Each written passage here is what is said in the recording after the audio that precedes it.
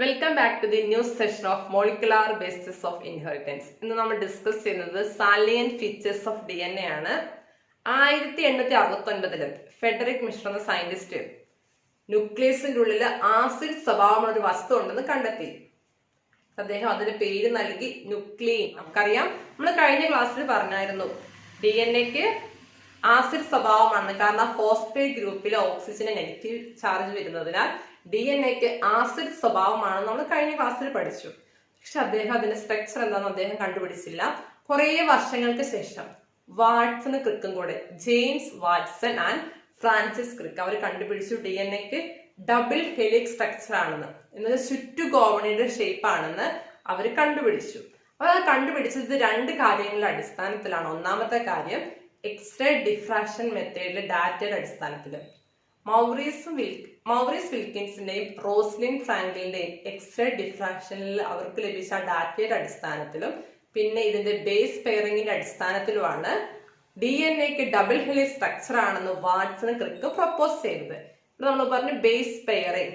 നമുക്കറിയാം double helix എന്ന് പറയുമ്പോൾ അത് രണ്ട് സ്ട്രാൻഡ് ആണ്. അപ്പം ഓരോ സ്ട്രാൻഡിലെ നൈട്രോജീനസ് ബേസ് മറ്റേ സ്ട്രാൻഡിൽ നൈട്രോജീനസ് ബേസുമായിട്ട് പെയർ ചെയ്യണം. ആ പെയറിംഗിന്റെ അടിസ്ഥാനത്തിലാണ് അദ്ദേഹം, അതിന്റെ കൂടെ അടിസ്ഥാനത്തിലാണ് പറഞ്ഞത് DNAക്ക് ഡബിൾ ഹെലിക്സ് സ്ട്രക്ചർ ആണെന്ന്. അപ്പൊ ഈ പെയറിംഗിന് കുറിച്ച് റൂൾ ഉണ്ട്. ഈ പെയറിംഗ് എന്തിന്റെ ബേസിലാണ്? അത് ആ റൂളിന് പറയുന്ന പേരാണ് ചർഗാഫ് റൂള്. അത് പ്രപ്പോസ് ചെയ്തത് എർവിൻ ചർഗാഫ് ആണ്. അദ്ദേഹത്തിന്റെ പേരിലാണ് ആ റൂൾ അറിയപ്പെടുന്നത്, ചർഗാഫ് റൂള്. ആ റൂൾ ഇത്രയേ ഉള്ളൂ: number of adenine is equal to number of thymine. ഇപ്പം നമുക്കറിയാം DNA എന്ന് പറയുന്നത് ഡബിൾ സ്ട്രാൻഡഡ് ആണ്. ഇപ്പൊ ആദ്യത്തെ സ്ട്രാൻഡിൽ, ഫസ്റ്റ് സ്ട്രാൻഡിലുള്ള അഡിനിന്റെ അതേ എണ്ണം തൈമിൻ രണ്ടാമത്തെ സ്ട്രാൻഡിലും കാണും. അപ്പൊ number of adenine is equal to number of thymine, number of guanine is equal to number of cytosine. അപ്പൊ ഇത്രയും അവിടെ പറയുന്നുള്ളൂ. അപ്പൊ ഇവിടെ നമുക്കറിയാം അഡിനിൻ എന്ന് പറയുന്നത് പ്യൂരിൻ ആണ്, തൈമിൻ എന്ന് പറയുന്നത് പിരമിഡിൻ ആണ്. അപ്പം number of purine is equal to number of pyrimidine. DNAയുടെ ബേസ് പെയറിംഗ് എന്ന് പറയുന്നത് യുണീക് പ്രോപ്പർട്ടി ആണ്. നമുക്കറിയാം DNA എന്ന് പറഞ്ഞാൽ ഡബിൾ സ്റ്റാൻഡേർഡ് ആണ്. അപ്പൊ ഈ ഡബിൾ സ്റ്റാൻഡേർഡ് എന്ന് പറയുന്നത് നമ്മൾ അതിന്റെ പാരന്റ് സ്റ്റാൻഡേർഡ് നമ്മൾ വിളിക്കും. ഈ പാരന്റ് സ്റ്റാൻഡ് സ്പ്ലിറ്റ് ചെയ്തിട്ട് രണ്ടായിട്ട് മാറില്ല, റിപ്ലിക്കേഷൻ നടന്നിട്ട് രണ്ടായിട്ട് മാറുന്നു. അപ്പം ഇതൊരു സിംഗിൾ സ്റ്റാൻഡ് ആണെന്ന് വിചാരിക്കാം. അപ്പൊ ഈ സിംഗിൾ സ്റ്റാൻഡിലുള്ള നൈട്രോജീനസ് ബേസിന്റെ അടിസ്ഥാനത്തിലാണ് ഇപ്പുറത്തെ അടുത്ത സ്റ്റാൻഡ് ഫോം ചെയ്യുന്നത്. ഇപ്പം ഇവിടെ ഫസ്റ്റ് അഡിനിൻ ആണെങ്കിൽ ഇവിടെ തൈമിൻ ഉണ്ടാകുന്നു, ഇവിടെ ഗ്വാനിൻ ആണെങ്കിൽ ഇവിടെ സൈറ്റോസിൻ ആകുന്നു, ഇവിടെ സൈറ്റോസിൻ ആണെങ്കിൽ ഇവിടെ ഗ്വാനിൻ ആയിട്ടാണ് പെയർ ചെയ്യുന്നത്, ഇവിടെ തൈമിൻ ആണെങ്കിൽ ഇവിടെ അഡിനിനുമായിട്ട് പെയർ ചെയ്യും. അപ്പൊ ഇതേപോലെ തന്നെ വേറൊരു സ്റ്റാൻഡ് ഫോം ചെയ്തു. കാരണം നമുക്കറിയാം ഡബിൾ സ്റ്റാൻഡേർഡ് DNA ആദ്യം കണ്ട് നമ്മൾ പാരന്റ് സ്റ്റാൻഡ് എന്ന് പറഞ്ഞു.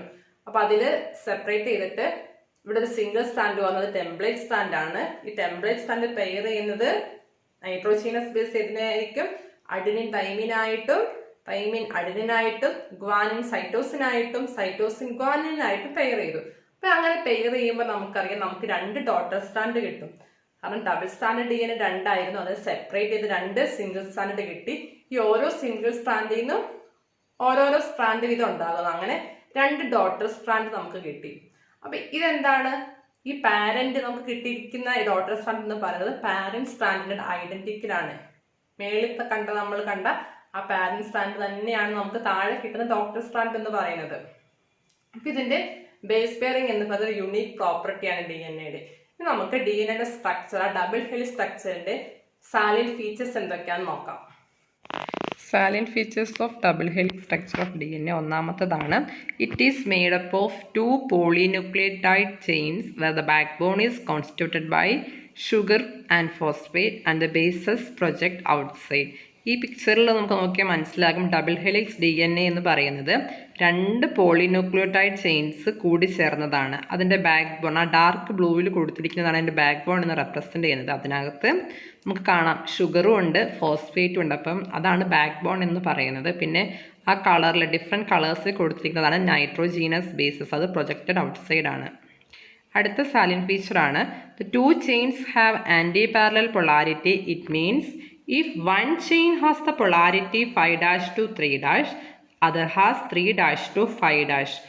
ഇവിടെ നമുക്ക് കാണാൻ പറ്റും ഒരു ന്യൂക്ലിയോടൈഡ് ചെയിനിൻ്റെ ഡയറക്ഷൻ എന്ന് പറയുന്നത് 5' to 3' ആണ്. നമ്മൾ കഴിഞ്ഞ ക്ലാസ്സിൽ കണ്ടതാണ് എങ്ങനെയാണ് അതിൻ്റെ എൻഡുകൾ ഡിസൈഡ് ചെയ്യുന്നതെന്ന്. മറ്റേ ചെയിൻ നോക്കി നോക്കുക, അത് 3' to 5' ആണ്. അപ്പോൾ 2 ചെയിനുകളും ആൻറ്റി പാരലൽ ആയിട്ടാണ് പെയർ ചെയ്തിരിക്കുന്നത്. മൂന്നാമത്തെ ഫീച്ചറാണ് the bases in 2 strands are paired through hydrogen bond forming base pairs. നമുക്കറിയാം പ്രൊജക്റ്റ് ചെയ്തിരിക്കുന്ന നൈട്രജൻ ബേസസ് പെയർ ചെയ്തിട്ടാണ് അതൊരു DNA ആയിട്ട് മാറുന്നത്. അപ്പോൾ അത് പെയർ ചെയ്യുന്നത് ഹൈഡ്രജൻ ബോണ്ട്സ് വെച്ചിട്ടാണ്. അപ്പം adenine forms 2 hydrogen bonds with thymine from opposite strand and vice versa. Adenine 2 hydrogen bonds വെച്ചിട്ടാണ് തൈമിനുമായിട്ട് പെയർ ചെയ്യുന്നത്. Similarly guanine is bonded with cytosine with 3 hydrogen bonds. Guanine സൈറ്റോസൈനുമായിട്ട് 3 ഹൈഡ്രജൻ ബോണ്ട്സ് ഫോം ചെയ്യുന്നുണ്ട്. Always purine comes opposite to pyrimidine. നമുക്കറിയാം adenine എന്നത് ഒരു പ്യൂരിനാണ്, thymine ഒരു പിരമിഡിനാണ്. അതുപോലെ തന്നെ ഗ്വാനിൻ പ്യൂരിനും സൈറ്റോസൈൻ പിരമിഡിനുമാണ്. അപ്പം എപ്പോഴും പ്യൂരിന് ഓപ്പോസിറ്റ് ആയിട്ടൊരു പിരമിഡിൻ ഉണ്ടാകും. അതെന്താണ് സഹായിക്കുന്നത്? Uniform distance between the 2 strands of the helix. അപ്പോൾ യൂണിഫോം ഡിസ്റ്റൻസ് കീപ്പ് ചെയ്യാനായിട്ട് ഈ പ്യൂരിനും പിരമിഡിനും ഓപ്പോസിറ്റ് വരുമ്പോൾ സാധിക്കും. ഇപ്പോൾ 2 പ്യൂരിന് അടുത്ത് വരുന്നെങ്കിൽ ഒന്ന് ആലോചിച്ച് നോക്കുക. നമുക്കറിയാം പ്യൂരിൻ എന്ന് പറയുന്നത് 2 റിങ്സ് ഉണ്ട് പ്യൂരിനിൽ. പിരമിഡിൽ ഒറ്റ റിങ്ങേ ഉള്ളൂ. അപ്പോൾ 2 റിങ്ങുകൾ ഉള്ള പ്യൂരിൻ ഒരുമിച്ച് വരുമ്പോൾ അവിടെ ഡിസ്റ്റൻസ് കൂടും. ഒരു പിരമിഡിനും കൂടെ പെയർ ചെയ്യുന്നെങ്കിൽ അവിടെ ഡിസ്റ്റൻസ് കുറയും. അപ്പോൾ അത് ഒഴിവാക്കാനായിട്ടാണ് പ്യൂരിനും പിരമിഡിനും കൂടെയാണ് എപ്പോഴും പെയർ ചെയ്യുന്നത്. അപ്പോൾ അവിടെ എന്താ ടോട്ടൽ 3 റിങ്സേ വരത്തുള്ളൂ. അപ്പോൾ ആ ഡിസ്റ്റൻസ് എപ്പോഴും ഒരുപോലെ കീപ്പ് ചെയ്യാനായിട്ട്, യൂണിഫോം ഡിസ്റ്റൻസ് കീപ്പ് ചെയ്യാനായിട്ട് സഹായിക്കും. അടുത്ത പ്രത്യേകതയാണ് the 2 chains are coiled in a right handed fashion. നമുക്കറിയാം DNA-ൽ 2 ചെയിൻസ്, 2 പോളിന്യൂക്ലിയോടൈഡ് ചെയിൻ ഉണ്ട്. അത് റൈറ്റ് ഹാൻഡഡ് ഫാഷൻ അല്ലെങ്കിൽ ആൻറ്റി ക്ലോക്ക് വൈസ് ഡയറക്ഷനിലാണ് അത് കോയിൽ ചെയ്തിരിക്കുന്നത്. പിന്നെ അത് കൂടാതെ തന്നെ pitch of the helix is 3.4 nanometre. പിക്ചറിൽ നോക്കിയാൽ നമുക്ക് വ്യക്തമാകും എന്താണെന്ന് പിച്ച് എന്ന് പറഞ്ഞാൽ. അത് 3.4 നാനോമീറ്റർ ആണ്. അത്രയും ഡിസ്റ്റൻസിന് പറയുന്ന പേരാണ് 3.4 നാനോമീറ്റർ എന്ന് പറയുന്നത്. ഈ പിച്ചിനകത്ത് ആ ഒരു ടേണിനകത്ത് 10 ബേസ് പെയേഴ്സ് ഉണ്ട്. ടോട്ടൽ 10 ബേസ് പെയേഴ്സ് ഉണ്ട്. ഈ 10 ബേസ് പെയേഴ്സിൽ ഓരോ ബേസ് പെയറും തമ്മിലുള്ള ഡിസ്റ്റൻസ് എന്ന് പറയുന്നത് 0.34 നാനോമീറ്റർ ആണ്. നമുക്കറിയാം ടോട്ടൽ ഡിസ്റ്റൻസ് എന്ന് പറയുന്നത് 3.4 നാനോമീറ്റർ ആണ്. അതിൽ 10 ബേസ് പെയേഴ്സ് ഉണ്ട്. അപ്പം ഈ 3.4 നാനോമീറ്റർ ഡിവൈഡഡ് ബൈ 10 ആണ് നമുക്ക് 0.34 നാനോമീറ്റർ കിട്ടും. അതാണ് ഓരോ ബേസ് പെയർ തമ്മിലുള്ള ഡിസ്റ്റൻസ് എന്ന് പറയുന്നത്.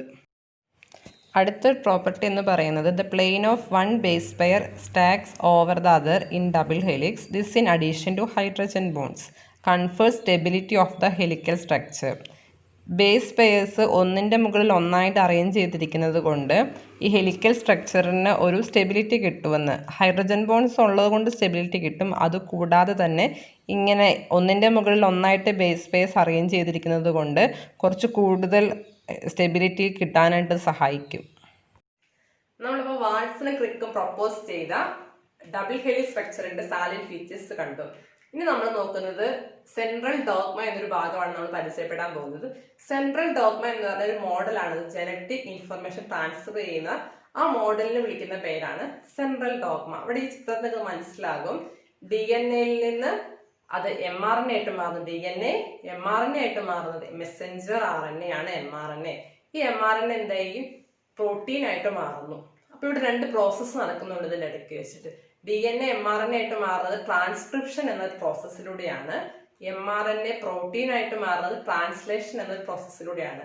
ഈ ട്രാൻസ്ലേഷൻ ഒക്കെ നമ്മൾ ഡീറ്റെയിൽ ആയിട്ട് അടുത്ത സെക്ഷനുകളിൽ പഠിക്കും.